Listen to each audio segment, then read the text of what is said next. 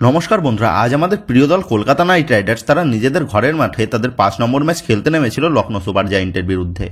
যেখানে আজ Kolkata night Riders দলের ক্যাপ্টেন অজিঙ্ক্য রাহানে সে টসে জিতে প্রথমে বল করার সিদ্ধান্ত নেয়, যার কারণে লখনৌর হয়ে ওপেন করতে নামে মার্কারামের সাথে মিচেল মার্শ। এবং এই জুটি কিন্তু আজ কলকাতা নাইট রাইডার্সের বোলারদের বেশ কষ্ট এনে দিয়েছিল, যেখানে মার্কারাম 28 বলে 47 রান এবং 48 বলে 81 রান করে মিচেল মার্শ। মানে তোমরা বুঝতেই পারছো লখনৌর ওপেনার জুটি কিন্তু কতটা দুর্ধর্ষভাবে খেলেছে আজকে। এর পাশাপাশি নিকোলাস পুরান সে 36 বলে 87 রানের একটা দুর্ধর্ষ ইনিংস খেলে। তো এই সমস্ত রানের সুবাদেই 20 ওভারে 3 উইকেটের বিনিময়ে 238 রান তোলে লখনৌ সুপার জায়েন্ট। যেখানে আজ কলকাতা নাইট রাইডার্সের বোলাররা তারা কিন্তু বেশ মার খেয়েছে, যেখানে ভৈভব অরোরা সে 4 ওভারে 35 রান দিয়েছে বিনা উইকেটে। এর পাশাপাশি স্পেন্সার জনসন সেও 3 ওভারে 46 রান দিয়েছে কোনো উইকেটের বিনিময়ে। তো স্পেন্সার জনসনকে কেন কেকেআর দল টেনে নিয়ে বেড়াচ্ছে তাদের প্লেইং 11-এ সেটাই কিন্তু বোঝা যাচ্ছে না, কারণ প্রতিটা ম্যাচেই এই জনসন সে কিন্তু মার খেয়ে ভূত হয়ে যাচ্ছে। এর পাশাপাশি বরুণ চক্রবর্তীর কাছ থেকেও 4 ওভারে 31 রান দেখা যায়, এবং বরুণ চক্রবর্তীও কিন্তু কোনো উইকেট নিতে পারেনি। তবে আমাদের স্টার বোলার হর্ষিত রানা সে 4 ওভারে 51 রান দিলেও সে কিন্তু দুটো গুরুত্বপূর্ণ উইকেট তুলে নেয়।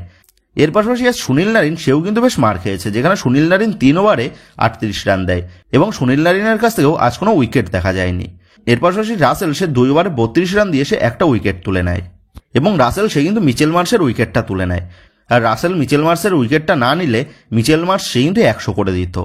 তো আজকের ম্যাচেও কেকেআর দলের বোলিং ডিপার্টমেন্ট কিন্তু বেশ ভয়ঙ্কর পারফরমেন্স করেছে। বন্ধুরা, এই আইপিএল টুর্নামেন্টে তোমাদের যদি কোনো ম্যাচের অ্যাডভান্স প্রেডিকশন লাগে তাহলে তোমরা রাঘব ক্রিকেট অ্যানালিস্টের সাথে যোগাযোগ করতে পারো। ভিডিওর স্ক্রিনে তোমরা এই রাঘব ক্রিকেটের হোয়াটসঅ্যাপ নাম্বারটা দেখতে পাচ্ছ। তো ওখানে তোমরা যোগাযোগ করতে পারো কোনো ম্যাচের অ্যাডভান্স প্রেডিকশন যদি তোমাদের লাগে। তো এই রাঘব ক্রিকেট তারা অ্যাজ এ টিম এক্সপার্ট পুরো আইপিএল এর তারা প্রেডিকশন দিয়ে থাকে, যেমন টস, ম্যাচ, সিজন রিপোর্ট। সেক্ষেত্রে তোমাদের এই সমস্ত কিছুর প্রয়োজন পড়লে তোমরা কিন্তু অবশ্যই এই রাঘব ক্রিকেটের সাথে যোগাযোগ করতে পারো। তো যাই হোক, এরপর 239 রান চেস করতে নেমে কলকাতা নাইট রাইডার্সের হয়ে ওপেনে দেখা যায় কুইন্টন ডিককের সাথে সুনীল নারিনকে, এবং কুইন্টন ডিকক সে 9 বলে 15 রান করে। তো কুইন্টন ডিকক সে কেকেআর জার্সিতে এতগুলো ম্যাচ খেলে মাত্র একটা ম্যাচেই কিন্তু তার ব্যাট থেকে ভালো পারফরমেন্স দেখা গেছে। তাছাড়া কিন্তু প্রতিটা ম্যাচেই কুইন্টন ডিকক ফ্লপ। সেক্ষেত্রে কুইন্টন ডিকককে এবার বসিয়ে গুরবাজকে কিন্তু কেকেআরের প্লেইং 11-এ নিয়ে আসাটা অত্যন্ত প্রয়োজন। সুনীল নারিন সে কিন্তু 13 বলে 30 রানের একটা দুর্ধর্ষ ইনিংস খেলে। এর পাশাপাশি ক্যাপ্টেন অজিঙ্ক্য রাহানে এবং ভেঙ্কটেশ আয়ার তাদের ব্যাট থেকেও কিন্তু আজ জাদু দেখা যায়, যেখানে আজ ক্যাপ্টেন অজিঙ্ক্য রাহানের ব্যাট থেকে 35 বলে 61 রানের একটা দুর্ধর্ষ ইনিংস আমরা দেখতে পেয়েছি।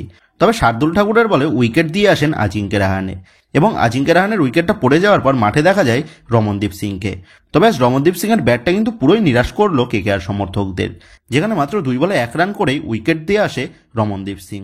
এর পাশাপাশি আঙ্ক্রিশ রঘুবংশী সেও কিন্তু যথেষ্ট নিরাশ করেছে আজ কেকেআর সমর্থকদের, যেখানে আজ আঙ্ক্রিশ রঘুবংশী সে 4 বলে মাত্র 5 রান করেই আবেশ খানের বলে আউট হয়ে আসেন।